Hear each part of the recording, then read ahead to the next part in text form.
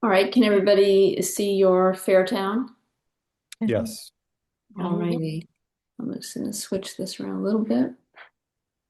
Okay, so we're gonna talk about you guys tonight and your spaces, but I'm gonna give you a little bit of background and how I came to this project and how I came about this work. Here's this little overview of the summary of what I'm gonna go over with while I'm with you this evening. I'm going to start with an introduction and my background. My background is in studio arts and arts education, and I came to landscape architecture a little later in life. Um, with that said, I have done projects with local landscape architects. I'm in central Pennsylvania along the Susquehanna Valley area. I've worked on river trails, water trails, and land trails. I've worked with park renovations and Main Street rehabilitation programs. I've done a lot of stuff with public art projects and also with public lands. Some of the top images here are from the National Park Service Rivers, Trails, and Conservation Assistance Program, which I know you guys were an applicant for and hopefully will be an applicant again. With them, I worked on their team one region, which is Maine to Virginia, and that is a community-led program. Communities make applications to the program and look for different things that they may need to help enhance their outdoor recreation opportunities for their community. I also work with a lot of schools and museums and help develop outdoor learning environments. That's those two bottom images. And I've also done stuff with the U.S. Forest Service. I continue to do that work in Pennsylvania, and I also continue to do my studio work. And this last November, I had an opportunity to be an artist in residence at iPark in East Haddam, Connecticut. A residency is a really unique opportunity to focus in on your work. It may be research, it may be studio work. At iPark, they facilitate musicians and composers and actors and people who do writing and, like myself, studio work. So I combined my studio practice with my design research, and I was looking for some projects to take with me. And that's how I came upon your project. And with that, I met with your team up there and I was able to get some of your background information, um, which I've spent some time with. I also want to point out that we only had a month really where I was able to kind of give this time, and that as an applicant with the RTCA program, you would have worked with them for a whole year as part of an interdisciplinary team, which would have given you a lot of opportunity to go back and forth with design iteration. We had a month, and so I kind of took all the background information that you were able to give me and really looked through what you had, what you were doing, and what you had collected as part of your public survey process, and try to give you some deliverables that would help you to move your project forward. So these are some of the deliverable or some of the background materials that you provided to me that I found, particularly interesting and really good foundation for both the interpretive work you want to do and the park development work you want to do. So in landscape architecture, we look at a lot of existing conditions. And so I gathered that information. I also reviewed your application for the RTCA program. I focused on the goals, the key areas that you wanted to have the RTCA folks work with you on. And the vision models, the visuals was something that I did for them that I was able to then produce for you guys, at least for a very short period of time. Other existing conditions information that we had were some of your trails that are already used both formally and informally, some of the topographical information that you had previously done, some of the work that was done by different firms that with all of that together, we could start to put together kind of a picture, as well as historical information and the house that is in the adjacent property that you want to connect to. So what I did was I tried to spend some time with all of this information, and try to get a feel for the project to see kind of like where it's been and kind of where it can go. And with that, you'd done a public survey. So with that information, you're able to engage people, to get them excited and get them thinking about what they'd like to see in their public spaces. This also helps to define things that are desired, things that are prioritized. So I spent some time looking at these documents as well. Um, Surveys can give us a certain amount, because we can kind of write those questions to kind of gear us to what we kind of want to hear. But at the same time, I really appreciate that you also took in public comment, because that also gives us maybe some voices or some things to think about that we didn't think about when we were preparing that survey. So I tried to look at sort of like in between the lines too. From that information, you have an engineering drawing that had all the basic components. It had the sports areas, the tennis, the basketball, pickleball, and so forth that you wanted to incorporate, a performance area, as well as a nature play area, and parking to go with it. I looked at this information. Sometimes when you have engineering drawings, I do a lot of public engagement myself. When I take these types of documents, it's not sometimes a little harder to read. So I know when I met with your team, we talked about making some concept plans that were accessible to a wider variety of audiences. And so that's also a little bit of what I did in the time that I had to work with your materials. So in this image, we're looking at kind of a composite base map. So this looks at objects and things we know are on the land, including the monitoring wells, the rock walls, the adjacency to the existing streets and shoreline and so forth. It takes into consideration opportunities for wayfinding, interpretation. I know you have some water crossings where you may, or I'm not sure what kind of bridge access or what you need in those spaces. I think there's opportunity to enhance view sheds in certain locations, which also make them sort of key points along the trail where you can stop, spend some time, tell a story if you're with the tour group, or even maybe create a gathering spot in these locations. I've also included one more trail opportunity towards the top that would take you back to the main parking lot and the trailhead as another loop opportunity within that trail network. This is the first of the three that I've done. And these are just, again, looking at what I see is desired in your public survey and in some of your background information, and then working with the site to see how many different ways could we configure that information. So this first concept, Plan A, gives you a lot of parking towards the north, but also provides a secondary parking towards the south and provides a route with a sort of drop-off zone in the central area of the site, and then continues on towards the back end or the south end of the site. So you have kind of like a service road that actually moves through the site.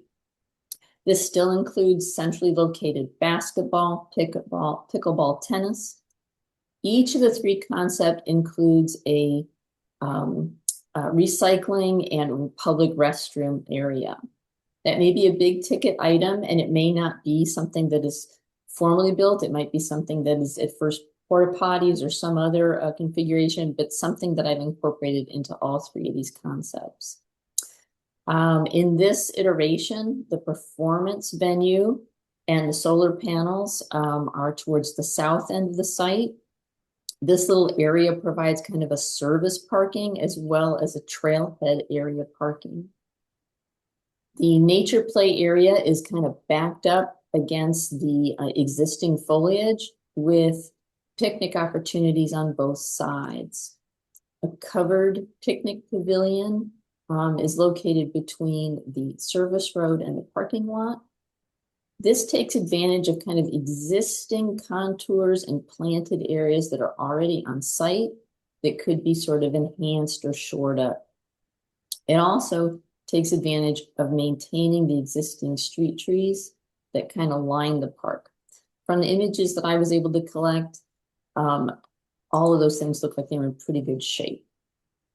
So this is one generation or one iteration of that concept. Whoops. Oh, now it's not letting me forward. Let me just try. Oh, there we go. Okay, so this is a different perspective, same concept. You can see it also includes a small demonstration garden, your seasonal ice skating to one area, and adaptive vendor and picnic area on that main sort of level of concrete. Looked at same concept, but this time we're just really focusing on the public art and interpretation and event spaces. So the event spaces are kind of in orange. This is sort of adaptive event spaces. So you have something over here by the performance area.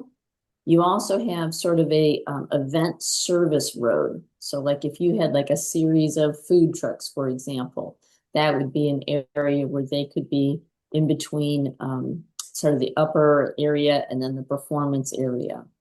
You also have smaller event spaces kind of throughout that sports complex. You have some interpretive corners. So if you use this as a drop-off zone and you have wayfinding at the upper part of that ramp, having a little corner for interpretation for like self-guided tours of the site or maybe a gathering space for tours would be an option in that first corner. Another option where you have kind of a corridor where there's some benches and some waiting area would be another opportunity to have some passive interpretation. The purple areas mark opportunities for public art, including along this fence, which also marks the difference in topography and slope area. These could be signature standalone type pieces, or they could be maybe smaller pieces that are more carefully related to the areas they're around. So this like areas around the picnic area, a public art project that is related to what the function of that site is, an opportunity there. And then also looking at shade, your sports courts will likely have some kind of fence around them, which will bring some shade in and of itself. Your covered pavilions will be shade structures. So this could be something that is like an awning off of the restroom and water access area, as well as the picnic pavilion. The blues are more like shade sails. These could be permanent or seasonal type of sails over your performance, play area, and seasonal picnic area. I like the sail idea. This is iteration B. So iteration B takes away the service road through the middle of the site, but we still have the north parking and we still have a little bit of parking to the south. The north parking provides central access to what is now the more centrally located play area, one large central picnic area. This one has the performance area towards the back of the property, like they do in the engineering drawing, and provides a large vendor area for different types of events, you know, whether it's a Christmas tree fest or it's the art fest in the summer, whatever it may be. That's one large area altogether, but also an adaptive vendor area up towards the front of the property and more of the sports court areas. This incorporates, again, all of the primary sports courts, tennis, basketball, and pickleball, your bathroom and recycling area. Covered pavilions are towards the front of the property and the main entrance, along with your seasonal ice rink, which could also double as additional performance space or adaptive event space. Adaptive event space. Looked at from this perspective, the south parking lot also provides good parking for the trailhead and access to the adjacent property and historical house to the south. There's enough sort of green space or built up green spaces to help create some division between the programmed areas, But for the most part, the entire central area is pedestrian access only, with some bike parking on both sides of the property. Looked at for event space is our orange areas. Public art space is the purple. And again, providing opportunities for either large sort of signature, centrally located types of gathering icon sort of public art, or something maybe more integrated along the trails or along the program spaces. Opportunities for interpretation along fences or along the bench areas are throughout this site in this design. So you could tell the story of the space in many different areas. It could be almost sort of a mini walkthrough to sort of tell the story of the site, the foliage, the connection to the community. There's a lot of opportunities there to connect with that location and to tell that story, to move people, help move people through the site. Opportunities for shade. Again, with your picnic pavilion, you're going to have shade type structures that'll probably be more permanent. You have an opportunity to utilize your fencing for your sports court as additional shade. There might be opportunity for seasonal shade sales along the corridor between these sports courts. Opportunities for umbrella shade with seasonal picnic tables. And then as necessary amongst your other picnic areas and play spaces. And iteration C, I went a little more all-inclusive. So when I looked through your survey, there were many references to having a space for dogs, to having a skate park, to having multi-generational opportunities. So I took this opportunity to incorporate a few more of those items. And again, these can be things that are prioritized and added as time and resources become available. So in this one, again, we have the north parking lot. We've moved the performance area to the front entrance area, adjacent covered pavilions with event space through the central part, but towards the front of the property. We reduced one pickleball court, so we have 3 instead of 4, basketball, tennis. We've added volleyball, bocce ball, and horseshoes. We've made the restroom, water, and recycling access more centralized. Created a larger, more central community garden space right adjacent to the parking lot. And again, this might be adaptive for seasonal activities. It might be the community garden in the summer. It might be the Christmas tree fest in the winter, and so forth. There is some adaptable vending space or vendor type space, event space adjacent the picnic area, as well as on the area closest to the sports courts. The play area is pushed back just a little bit, but has picnic grounds on both sides and is adjacent the trailhead. The dog area could also be right along the frontage of that forested area in a fenced manner. The skate park could kind of hug the other side of that forested area and along the south parking lot. And again, the trailhead that leads to the adjacent property to the south. Put that from another way.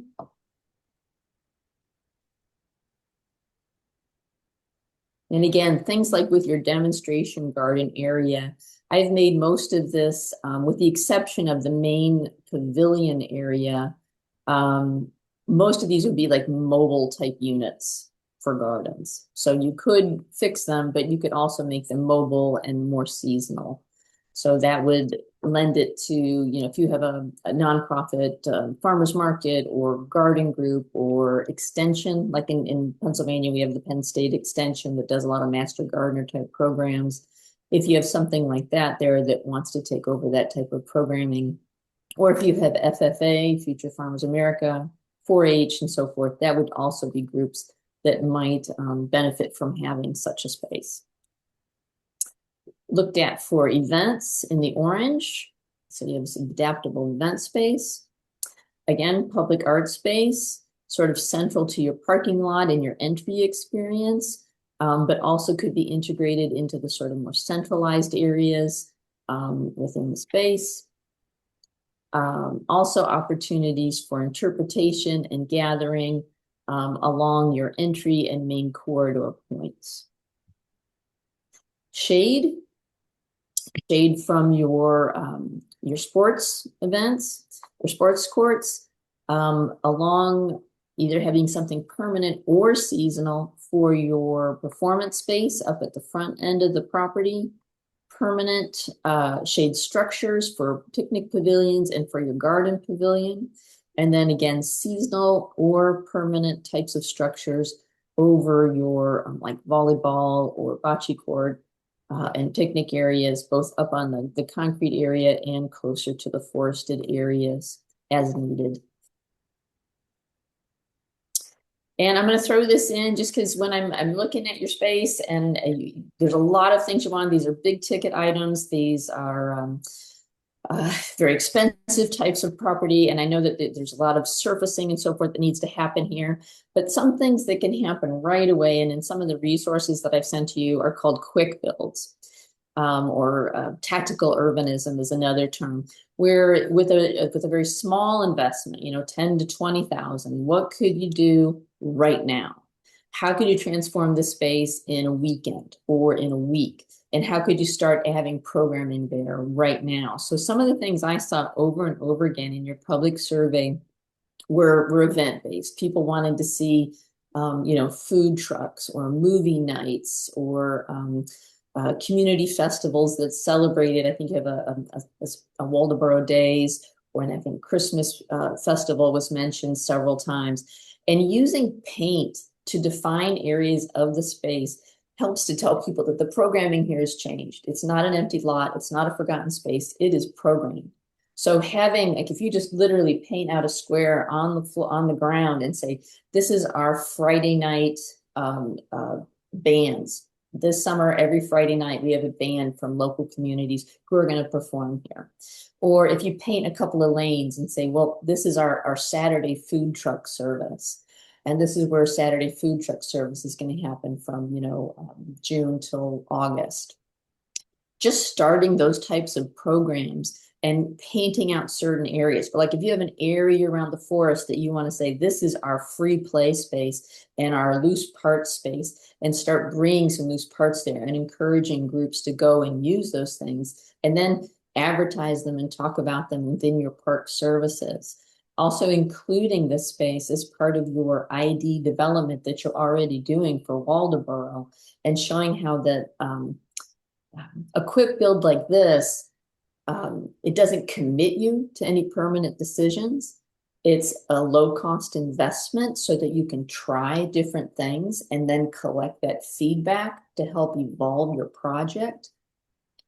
It's just a good way to get started without feeling like we're not getting anything done. We're not doing the whole thing at once, but doing sometimes things, little bits and pieces along the way, shows how your project is going to move forward. It also looks good on grant to show that you are continuing to build the foundation of a larger project. And that's why I've included it here. You can probably find a lot of case studies and examples about quick builds in other communities and how they've been funded. And I think, and just quickly, because I know Susan's there, there was a lot of discussion about the types of play you wanted to see at your park. Each one of the iterations, program A, B, and C, had a little different spatial layout. So I did a couple of very quick concepts of what that might look like. So on program A, looking at something where you build up a couple of turf mounds. To the area or the side towards the existing forest would really lend itself to incorporated loose parts areas or a mud kitchen or even a sand and gravel pit. And the side that is closer to the picnic areas and parking areas might be more your climbers or developed types of works, your slides, things that are more installed and would need more maintenance.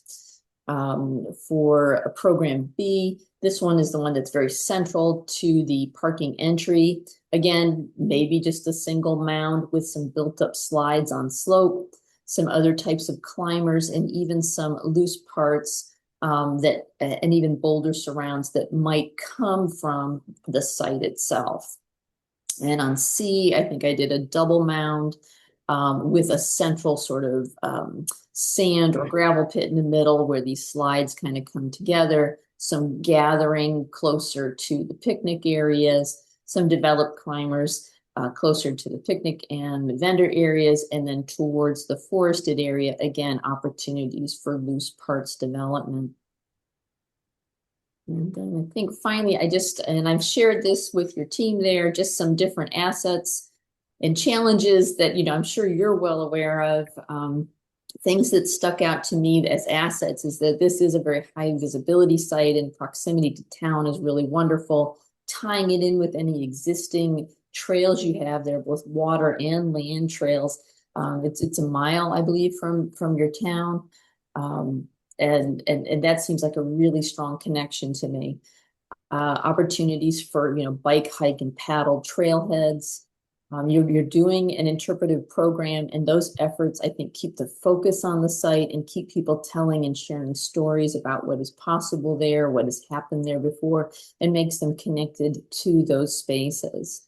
You have a lot of opportunities for public art inventions, and these can be both temporary, like maybe there's a temporary public art festival that takes place on a quick build that your local high schools might be able to participate in. And this would give them, again, some connection to this space. And then that can evolve into a more developed public art program with your state arts council. And then if you have a regional arts council, might be able to connect you into some opportunities, whether it's for murals or if it's economic development through the arts.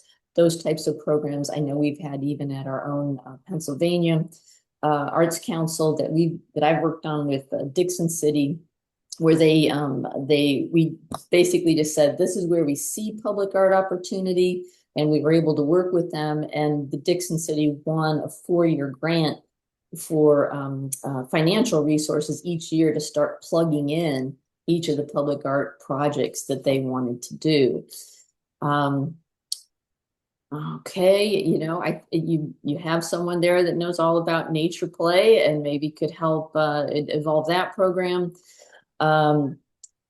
Developing a calendar for events, I think also it just starts to change the narrative of the site from something that folks either may see it as an eyesore or why aren't we getting anything done, and just starts to evolve it into, oh, that's the place we go for the Spring Fest or the Art Fest or the concert series or the Friday food trucks. Those kind of things happen from developing that calendar. That also helps your narrative for the next grant, when you can show, well, we've been doing such and such here for 4 years, but we really want a new stage. That helps to justify the cost and the ask for those resources. Other challenges that I noticed just looking through these materials, and again, for a very short period of time, the advantage of the RTCA program, and I hope you're able to apply this year, is that you have an interdisciplinary team that can identify how to deal with these challenges from multiple perspectives. I'm just one person, and I had this very short period of time to look at it. But these are some of the challenges I identified. And one was connecting that main park site to the historical house. Really showing that there's a connection between those two things to help draw those two properties together. Both a physical connection, I think there's a pretty deep swale between the two properties, and just that kind of mental connection that this is Maine, this is Waldoboro, this is part of who we are, and really start working with those two places, kind of as connecting as one. Parking, that's more of a logistical thing. How many number of stalls? Is the location going to be both an inside touring access, or is it just an outside experience for interpretation? That will kind of help define how much formal access? Do you need a turnaround zone there, or is it okay to have just a small parking lot? Prioritizing your desired programming. What's first on everybody's list? Is it the performance venue, or is it the playground? Is it the sports courts, or is there something else that we want to make sure that we plug into? And each of those things in their own right is a design project. So your nature play environment, that's a design project all on its own. So same thing with the interpretation of the historical home and its connection to that site. That in itself is a design project. I would say the same thing if you went forward with a dog area or a skate park. Those things are designed, projects in and of themselves. I think you have a lot of opportunity. You've got a lot of foundation for interpretation. I would encourage you to think more about wayfinding so that when folks are there, whether they're from there or they are visiting and passing through, there's that sense of comfort and instant familiarity so that the wayfinding is almost intuitive. They feel very comfortable getting around. I would encourage you to develop a trail management, conditions and maintenance, and just management and maintenance in general. I worked with other historical homes and museums where we were doing outdoor gardens and we had a few and they wanted to do a few more, but they wanted to write a grant. But when we had a maintenance program drawn up, even though it's a living document and it just says we have this outdoor amenity and that outdoor amenity, and this is how we take care of it in January and March and September. Just having that document with our grant was enough for the state to say, okay, you can build that other 3,000 square foot garden you want, because we can see that you have a plan for how you're going to maintain it. And Susan can contest, we've shared maintenance plans with some of the outdoor learning environments we've done with childcare centers, where having that maintenance plan shows them it's like, okay, you have a gathering area and you have a mud kitchen and you have a climber, and what is the maintenance for each of those things throughout the year? And just having that as a document has been really useful for the projects I've worked on. And I think that's all I got, guys. Okay. Was there any that you wanted to look at again? Any of those slides?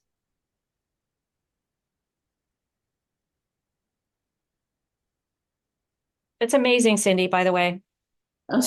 Thanks. I hear you apologizing for I only had a month and I look at what you've produced in that time and it's just mind blowing. So I would agree. thank you so much. Yeah. Well, you're welcome. Yes, thank you again, Cindy. And I would want to look at all of the slides again because they contain so much information that you're only able to touch on now. So I think that there'll be really wonderful resources for ongoing discussions to delve deeper into every, maybe like the 75 plus items for discussion that you've listed in your presentation. So I think it's great that it was a kind of overview to show how much detail you've put in, but also can be elaborated around all of these many, many points. Thank you. Sure.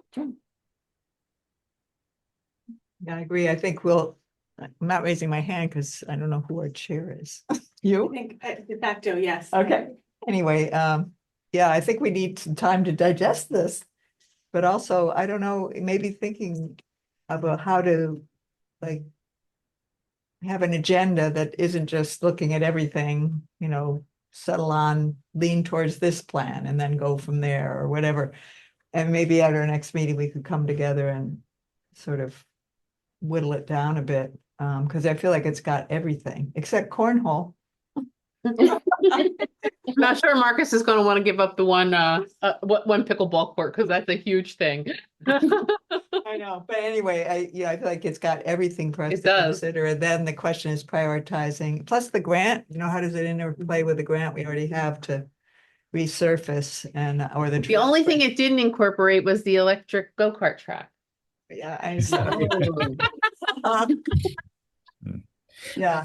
So somehow, well, I'm sure you'll work on this, but how do we whittle it down so we aren't just Well, Kate, can I suggest that because there's so much in here and everyone on Except the committee is coming from different domains and experiences and such. If like an assignment for our next meeting is, what struck us as, particularly appealing or worthy of ongoing conversation, and just see where the committee sits like as a whole. Because I feel like, of course, people are going to be interested in one thing over another based on their experiences, as I say. But maybe after this presentation, you've been struck by something that you didn't really think about before.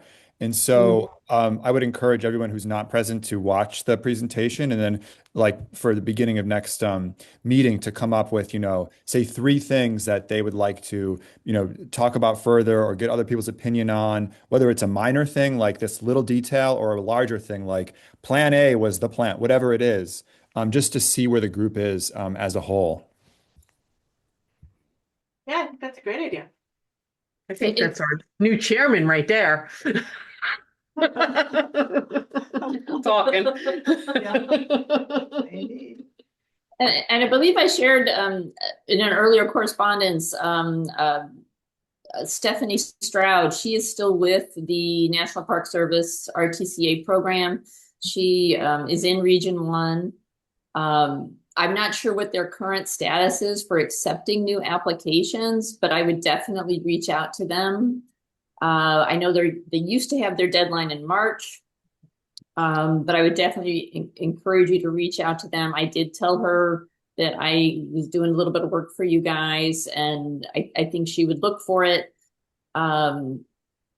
There's still a lot of value in collaborating with them if they're available, because they can connect you to other types of resources. Whether it like I've been on teams with engineers and historians, and the range is really good, and that always brings something like, just it's like they find the gaps that you need to fill. I did speak to a retired member from the RTCA Region 1 team who is a Mainer, and she encouraged me to tell you guys to reach out to your main chapter of American Society of Landscape Architects. That sometimes you can find firms or individual landscape architects that are willing to do pro bono work, and might be more informed on resources available to your region.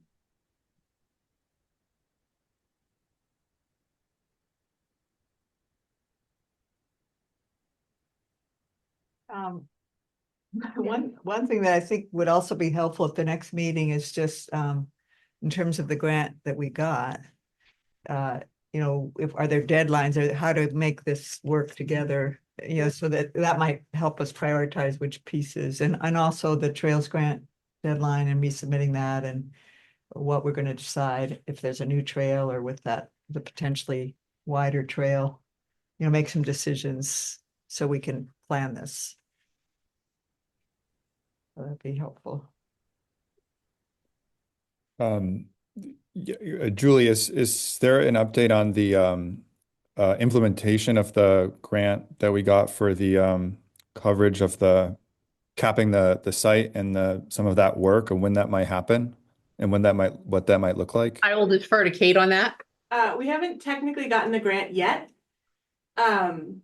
We got the approval from the state for the grant that then has to go to the feds. And the feds never denied a grant that's been approved by the state. So We're in waiting mode. we're waiting for the feds to actually approve the grant. And then we will find out things like deadlines and reporting structures and things like that. We did get an ambulance though. We got $350,000 from an ambulance. I know that. And that only took a Took year an and extra a half. year. Yeah, a year and a half. Took an extra year. Okay, So and I am expecting to hear from that because we heard about that grant middle of December. So I am expecting to hear from the feds soon. I think middle of February to the beginning of March was our timeline for hearing from them. So by Okay. our next meeting, I am hoping that we will have concrete information so that we can make plans. Okay, thanks. And do we have any plans for other grants that we're applying for that would directly affect this project? I know that we applied for the Trails grant and didn't receive that. So is that something that we're reapplying for? Or is anything else that we know about that we're definitely reapplying or applying for the first time in regards to this project coming up this year? The only other one is the Trails grant, Okay. which I suggest we resubmit. Yes. Which is due when? I believe it only has one application deadline per year, and that would be in September. Right. But didn't that, I thought that they were suggesting there'd be some amendments. So when you say resubmit, and then you incorporating this again. Yeah, and Okay, yes. Okay. And one of the trails that was part of that grant was largely volunteer built through the woods, and figuring out what that might cost, that trail alone, to see if we could find other ways of funding it. There are pieces of this that I think we could start moving forward, because if we show, look, we've started to build this trail with volunteer labor, then, and it is starting to be used, that shows the grant committee that it's not just, an idea, that it's actually, we are committed and we have some time and effort in the game. So, And figuring also, out what those things are that we can do now with volunteer help, with, some fundraising, with some, whatever it is, that then help our grant chances. and will be, the next round for congressionally directed spending will open up. And we've been successful, so we'll try that again. So there's whatever grants come up that we think will fit. I mean, we go through a couple of them a week where we get notifications of things, and you have to think about, is it doable, and do we fit the category? So, but So yeah. can I ask Cindy a question? Because this is, we have her here. Cindy, I was just wondering, you gave us these three options, A, B, and C, with overlaps and with differences. How do you respond to them? I mean, as you were thinking about them, did you have one or certain elements of one that were attractive to you, having thought about this material in other ways, in other places? When I was putting these together, I was sort of imagining them being um, sort of sent back out to your public for opinion, where people could kind of go, well, I like this and this one, and I prefer that and that one. So you could use these for a public engagement type of activity where people might literally put little dots on things they like. And then Right. you can kind of mesh those preferences to get a more developed design moving forward. Right. Yes, that makes sense. Thank you. sort of related question. I mean, my first reaction was, wow, this is everything, except for corn.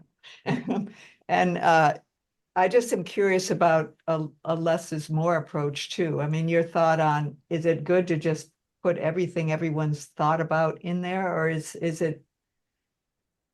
there some logic to, increasing green space, or, I mean, versus road space or parking? I just wondered if or is it just a question of funding and timing and, building it up over time? But your thoughts on less is more and how that works with communities. Well, like many spaces, this space has many layers of history and function, both social type history, as a manufacturing site, as an employment site, and the ups and downs that went with that over long periods of time. But you also have this sort of geophysical stuff going on, that this is a part of a river system and a town, and the connection to a more rural area. But then you've also got this pollution issue that has been, again, something that's happened over long periods of time. So you have a lot of layers of information here. I would say that, based on, all the things that folks said they want, that's a multi-million-dollar project.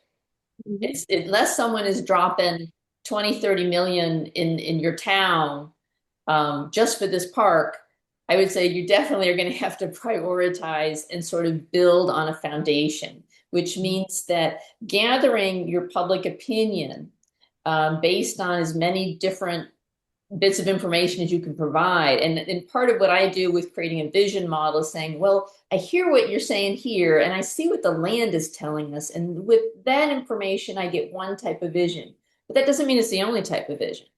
It can also look like this or like this. And then when you show that back to your community, they can say, no, I don't think so. I think it's more like this or this. Or someone else say, oh yeah, this, but not that. And then again, we'll go through another iteration where we start to put those layers together and prioritize. So if some people come back and say, we don't have enough green space in this community. We really just need a place to go picnic and walk trails and be with each other. That's a very kind of simple setup. You could put picnic tables and some wayfinding along your trails for probably a small budget.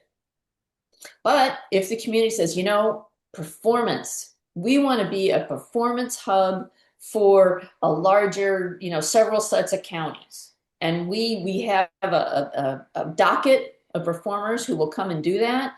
And that will give us a summer season. So we have to have a certain type of infrastructure to support that.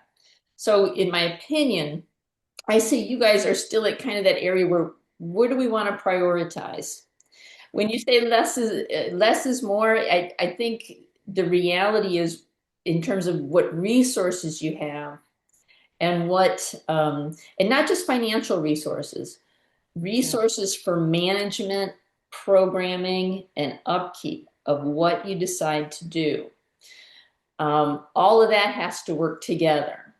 So yeah, less is more. If you don't have anybody that's gonna play basketball, you may not want to invest in that basketball court this year. But if you have a contingent that says, we want to see, we want to have a park, but we really want restrooms. Okay, restrooms are a big ticket item. They're really important in public parks. I've been at a lot of meetings where people say, I'd love to take my elderly parent, or I'd love to take my kids, or, I have another adult person that has special needs, but I can't take them out to the public park because there's nowhere to use the bathroom. And they don't want to go out for an hour or two without having that amenity. So figuring out, is that a really important thing? Water access and restrooms. If that's an important part of just getting people outdoors, then maybe that's going to rise to the top of your big ticket spending. It's just kind of getting that feedback from your community. What would it take to get them to use this park more than once a month? Marcus? I just wanted to go back a bit. I got an email today from the Maine Bureau of Parks and Land saying that there was going to be a second round of trail grants with a deadline of June 26th. Oh, perfect. Okay. So Thank you. that answers that question.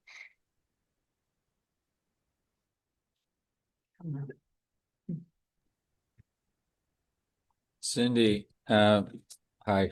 Thank you so much for your time. This is beautiful.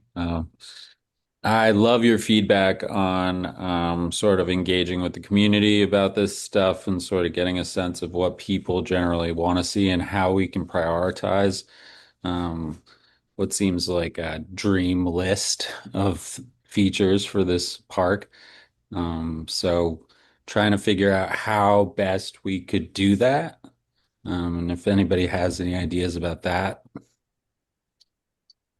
If you have other community events, like for example, boating brings people to certain sites, once or twice a year. And maybe there's a community board set up. While you're here, would you like to look at the community park plans? That's one way to do it. Back to school nights. Our schools can be community hubs. And while parents are checking out the classrooms, maybe in the lobby, there's a display of ideas that you guys have and you want to collect feedback on. Your libraries. Libraries are another public place where people can check out, what's being planned for our community, what's happening in our community. So I would look at all your public gathering type sites and engage people through those sites. If you have a senior center, particularly if you have a senior center that has a gathering place, Yeah, I no would senior be, center. and I'd be willing to bet they have opinions about this. So. I'm sure they do. We just don't have a place for them to gather.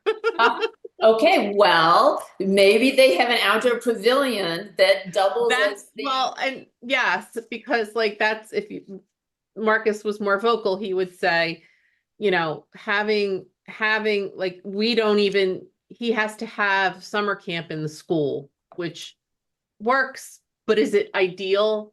No.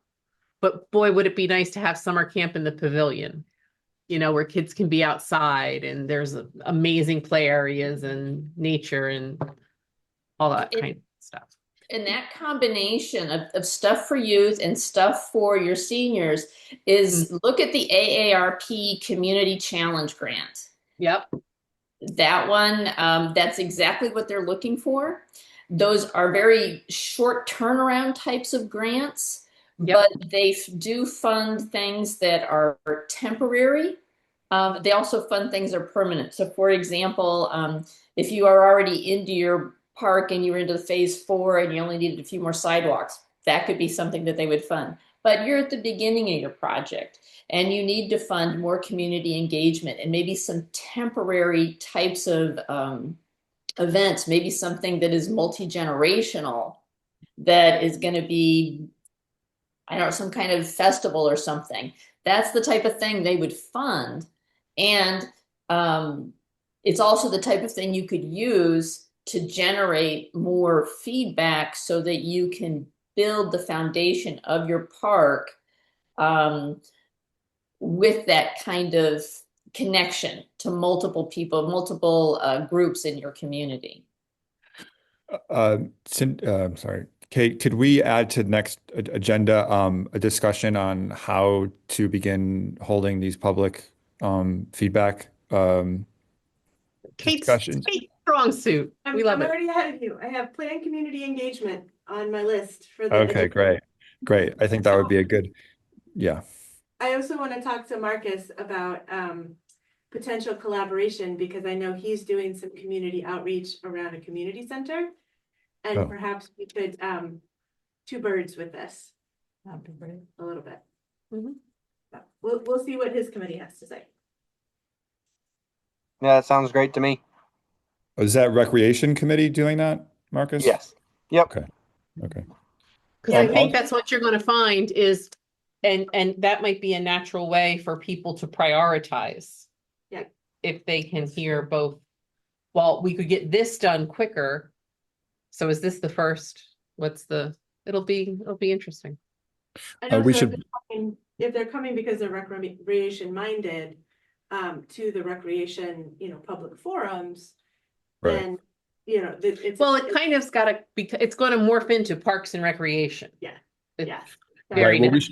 we should have a presence at Waldoboro Day. We should have a table alongside all the booths at Waldoboro Day. Maybe Waldoboro Day will be held at the community park this year. I don't know if that can happen this year. Well, a portion of it in our newly painted spaces. Oh, sure. Okay. Could be at least, some events, Yeah. Any last minute, in the last several minutes that we have, any other things that we want to talk with CIndi about? Just a big thank you. Yeah, thank you. Yeah, it's just Welcome. really pivotal for us at this moment. Thank you so Yeah. much. Thank you Yeah, so Thank much. you. So- Beautiful. You bet. Good luck, guys. Cindy, I'll keep you updated. Please do. Yeah. Well, I'll Um, let you all go then, I guess. Well, thank you so much. Thank CIndi. you. Thank you. All right, take it easy, guys. Okay. Thank you. Our next meeting is March 2nd at 5:30. Yep, in this room.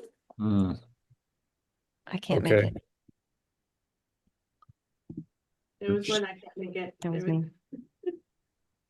Let me know if that doesn't, we can shift it if it doesn't work for a majority of you, but our standing meeting is Yep. March 2nd at 5:30, so. Send me an email if that doesn't work. Motion to adjourn, I move. second, Second. Second. all in favor? Bye. Bye, guys. Have fun. Thank you. Bye. Okay, bye. Thank you. See ya. Your next meeting's already here. Yeah. Kate. Wow. That was exciting.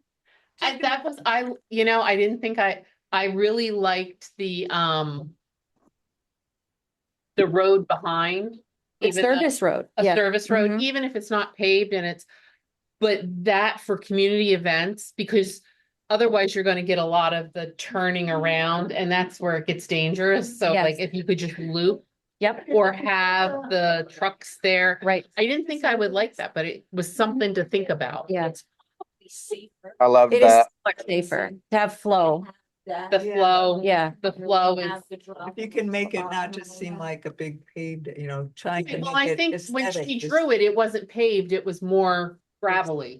Yeah, or Yeah. grass, not huge. But other Yeah. things also happen in that space. So it's not just a service road. There's Right, adjacencies that, like for food trucks or. right. Conservation Committee? Yeah. Other things. I think one of the big What? problems in There's a cat. Is he? Leslie's on it. So Is it's she? kind of. She was resigning. Well, we definitely have to prioritize the rebuilding the courts. That's, She said she was. because we have no, we And have, that's going on the cap, right? well, that's going on the cap and that's how we got Other two the papers that- land water trust money. And this is like the tennis court and the pickleball courts were separate as opposed to Yeah. being multi-use. So Well, all making those an things that are gonna be good to Just, be talking, yeah. Not Sylvania, please. What? Have you seen the ice rink in Kennebunk? Medomak River Community. No. Park meeting? It's a covered pavilion. Mm-hmm. So it's an ice rink during the winter, but it's pickleball with shade. It's a multi-use It space makes, for it like, makes perfect sense that you markets. have that. and it's brilliant. I have pictures of it because Yeah. it's, 2022? Kate is the one who's using our ice rink out back right now. But There was another mom and if we her- could get rid of the liner, that would be great, and we could just fill whatever The it only was. thing I'm saying, being an ice skating fanatic, that's really small. What, this one out here? Yeah, but Marcus No. has to shovel it. Well, I will volunteer. That's something. I was gonna say, I think the one on there is about the same size as Is the it? one here. Okay, so it's good for kids. but I've it's never not good actually for a seen hockey that game. one. Kate goes and does it at I was lunch. gonna say, Isabel and I were talking about having a hockey game out there. I mean, Yeah. it's You feel small, like but it's it's, I mean, we play half, it would be the same as a half rink Oh. at MRC Okay. out there. Okay. As long as Marcus is fixed. But when I think of a pavilion, I'm thinking of a big pavilion. yeah. So Like Thompson's Point. yeah. Well, To be yeah, honest, yeah.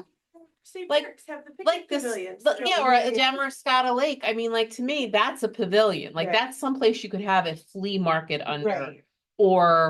or summer rec, or, to me, Agreed. that would be worth it. I mean, Yeah. a timber frame or, We had Hidden Valley to donate the. Do they still do? I don't know if we're doing timber frames this And- year. I and for can't keep track shade of Hidden in a Valley. warming climate. but I love the sails because that's so shipbuilding. We Yes. gotta plant trees. I know. I was Right? actually gonna I feel ask like her we about need that. trees. Yeah. I mean, sales would be good because we don't have trees, but. A to- tree to plan as plant well. For trees, so we don't. Fast growing. We need some birches. Yeah, although they die faster. There's Poplar? Hickory maple up there. Poplar? Yeah, no, wait, I'm just kidding. But yeah, some of both, and- I don't know, I planted a birch so I plant a tree for each grandchild born, and I've been watching which ones grow the best, and my birch is just loving life. And they're beautiful, yeah. Yeah, Put a big canopy. too. Yeah. yeah. I mean, my maple was beautiful, but it's not as quick as my birch. My sycamore was the best, but I don't think well, that was in New Jersey. I haven't planted a I say sycamore that here. That's, they But don't- my sycamore, I bought it this big around, and when I left, after only like 20 years, it was like this Whoa. bigger. It was huge. It was amazing how big that grew. Well, it'd be fun to do a little research on which produce a Yeah. canopy quickly. But you know what? We could get all that from the main extension. Yeah. Yeah. And just, but make sure that it's designed in, that there are good spots for it, that as they grow, they're providing shade For the and. picnic tables or the Yeah. playground. And that's something that we could probably do where people would donate a tree in somebody's name. Yeah. And we've also got to start talking about like the fundraising part. Yeah. So, because there are, as I learned with my Christmas baskets this year, one of our residents passed away and was very kind to Donate money. donate, well, to help us get people who might be willing to donate. Let's put it that way. Yeah, I think there'd be a lot of support, people love to support specific things. Yeah, they do. So Are we on live or are we just? We're not on YouTube Live. anyway, Oh. thank you for Recorded into the cloud. making